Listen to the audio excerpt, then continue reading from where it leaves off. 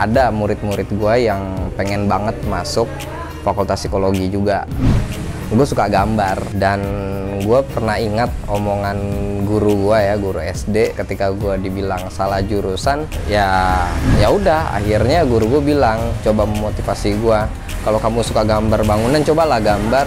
Nah, masuk ke dunia perusahaan sendiri sih ada yang salah gitu, ada yang salah dari kalian, bukan dengan kalian cari-cari dulu deh fakultas-fakultas yang lain. Welcome on board Akmaliansyah Official Channel. Oke, welcome to channel Akmaliansyah Official. Sore ini kita mau membahas apa sih ya enaknya ya. Kemarin banyak yang tanya sama gue ya,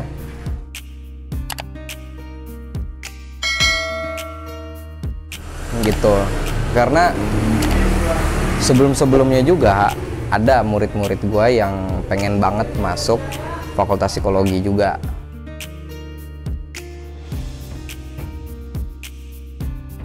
Dan banyak juga yang ketika gue kuliah saat itu di S1 di semester awal, itu banyak juga yang ternyata mereka tuh masuk psikologi tuh buat menghindari hitung-hitungan gitu. Itu salah besar guys, salah besar. Jadi kalau dibilang lu masuk psikologi untuk menghindari matematika, itu salah. Justru matematikanya di situ malah kuat gitu.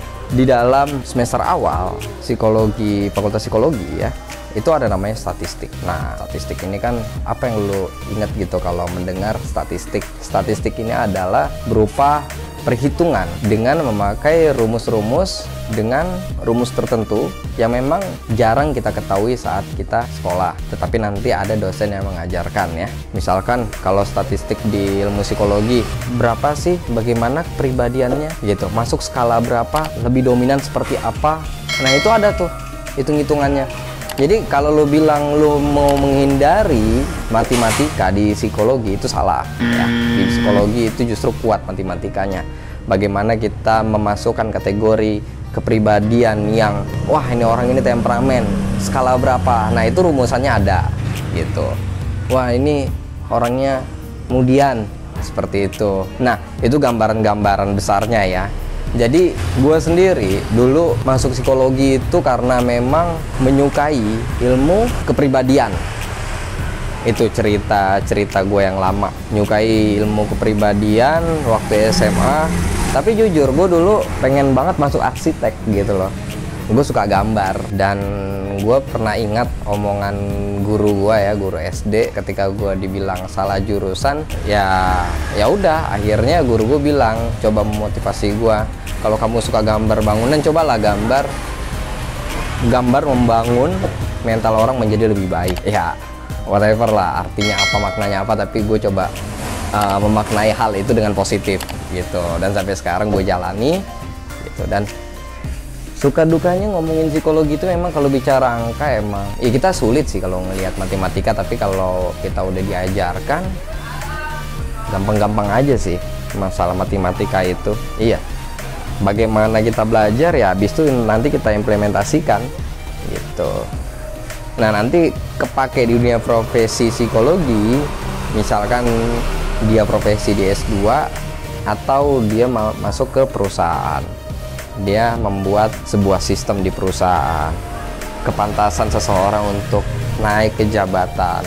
Nah, itu kan ada skala perhitungannya untuk masalah kepantasannya. Ilmu psikologi ini juga cukup dalam ya, nggak jauh dari ilmu filsafat dan kedokteran. Itu dasarnya. Ilmu filsafat sendiri itu dari Yunani ya, filsafat barat maupun filsafat timur. Itu pada dasarnya filsafat adalah ilmu. Nah, dari ilmu filsafat banyak tokoh-tokoh dari Yunani maupun filsafat timur tengah ya, itu sebenarnya sudah dalam. Kalau bicara ngomongin psikologi udah selesai sebenarnya, cuman ada pengembangan-pengembangan yang mengikuti peradaban. Masuklah ilmu-ilmu medis, bagaimana sih dari struktur di dalam tubuh ini mempengaruhi dari perilakunya. Nah, habis itu masih banyak lagi ilmu psikologi ini. Dibilang masuk ke rumah sakit pun udah ada psikiater ya, ya memang berjalan berdampingan. Nah, masuk ke dunia perusahaan sendiri, psikologi ini bisa di bidang HRD ya, di bagian personalia, rekrutmen, habis itu dia membuat sistem mekanisme di dalam roda berjalannya perusahaan. Gue bukan HRD ya, jadi malum kalau gue nggak tahu ya. Kalau gue dengerin teman-teman gue yang HRD seperti itulah, kurang lebihnya lah. Kalau salah-salah maafin. Habis itu di dunia pendidikan. Nah, di dunia pendidikan ini ada namanya guru BK. Nah, dunia profesi psikolog ini, terutama di psikologi pendidikan, itu bisa masuk ke guru BK seperti itu, bimbingan konseling. Targetan dari psikologi pendidikan adalah bagaimana membuat si anak mempunyai moral, etika, berkepribadian yang sehat agar dia bisa mengikuti perkembangan di dalam pendidikan di situ. Oh iya, sebelum kita lanjutin nih, gue mau ngomong bagi kalian yang hobi aquascape ya, jangan lupa kali ini dibilang apa ya, besi akuarium atau sikarium ya, itu udah ada Tokopedia-nya. Jadi kalian bisa cek-cek di Tokopedia nanti ya, lihat-lihat ikan, belanja ikan atau kebutuhan-kebutuhan kalian mengenai aquascape atau akuarium, paludarium atau terrarium dengan tanamannya dan peralatan kebutuhannya ada semua di dalam sana. Kalian bisa cek, lihat-lihat gitu ya. Harganya murah dan terjangkau dan pengirimannya pun langsung, nggak pakai menginap karena dikhawatirkan ikan dan peralatan-peralatan atau pernak-pernik kebutuhan aquascape atau akuariumnya takutnya kenapa-napa. Jadi kemungkinan penjualannya hanya se-Jabodetabek. Kalian bisa cek di Shopee maupun di Tokopedia. Oke. Beli semua di Shopee. Kita lanjutin lagi guru BK. Terus psikologi itu ada yang pernah nanya nih, Bang, gue mau tahu nih psikologi itu gimana sih Bang? Apa sih yang dipelajarin gitu kan? Wah, kita banyak pelajarannya. Ada namanya antropologi, terus psikologi lintas budaya, neurologi, terus analisis jabatan. Banyak kalau bicara basic-basicnya, yaitu umum-umumnya ya. Kalian bisa mengutip dari pengalaman atau cerita teman-teman, cerita abang-abang kalian yang mungkin udah bekerja di dalam satu perusahaan swasta maupun di birokrasi. Mungkin kalau di birokrasi bukan HRD ya, paling sering disebutnya biro umum ya, kepegawaian. Itu sama fungsinya dengan HRD gitu. Kalau skala besarnya kayak BKN lah, Badan Kepegawaian Nasional. Nah, itu kan implementasi dari mereka yang bekerja. Kalian ambil ceritanya, langsung nanti kalian pelajari bagaimana sih teori-teorinya gitu. Siapa-siapa aja sih, banyak yang mengeluh. Berarti ya ada yang salah gitu, ada yang salah dari kalian, bukan dari proses rekrutmennya. Mungkin proses rekrutmennya udah betul seperti itu, udah betul banget, karena itu udah melewati proses pengujian teori sampai konsultasi sampai dirapatkan, pasti sudah ada gitu. Mungkin kalian harus bukan sadar diri ya, apa ya, introspeksi kali ya, apa sih salah gua gitu, kurang gua di mana gitu. Nah, kalian juga harus bisa mapping siapa-siapa aja saingan kalian seperti itu. Nah, itu cerita sedikit tentang psikologi di dalam HRD atau dunia kerja. Nah, terus balik lagi nih, banyak yang nanya lagi, motif lo apa gitu masuk psikologi, niatan lo apa? Cuman buat baca orang, emang lu dukun kan gitu.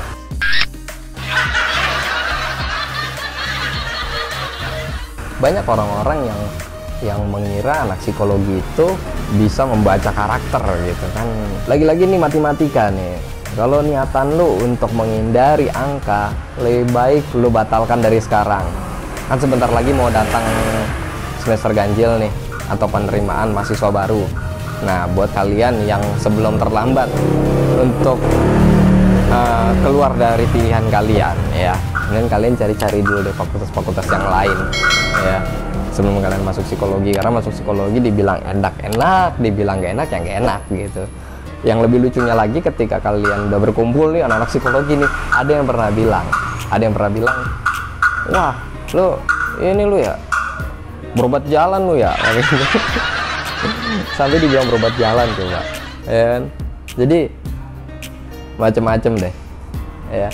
Mendingan kalian coba mengusahakan, mematangkan niat, coba mencari tahu ya, isi-isi tentang ilmu psikologi di dalam dunia akademik, terutama di S1 seperti itu. Nah, ketika kalian sudah tahu apa aja sih yang dipelajari, seperti apa sih, jangan kalian nanti menyesal. Itu pesan ke gua ya. Tapi kalau kalian udah terlanjur, yang buat udah mulai jalan, ya jangan berhenti gitu. Harus yakin, fokus ya. Oh yakin, usaha, pasti sampai. Oke, dari gua gitu aja cerita tentang psikologi, cerita tentang suka duka di Fakultas Psikologi. Oke, gua Akmaliansa Official pamit undur diri. Bye-bye. Jangan lupa subscribe channel Akmaliansa Official.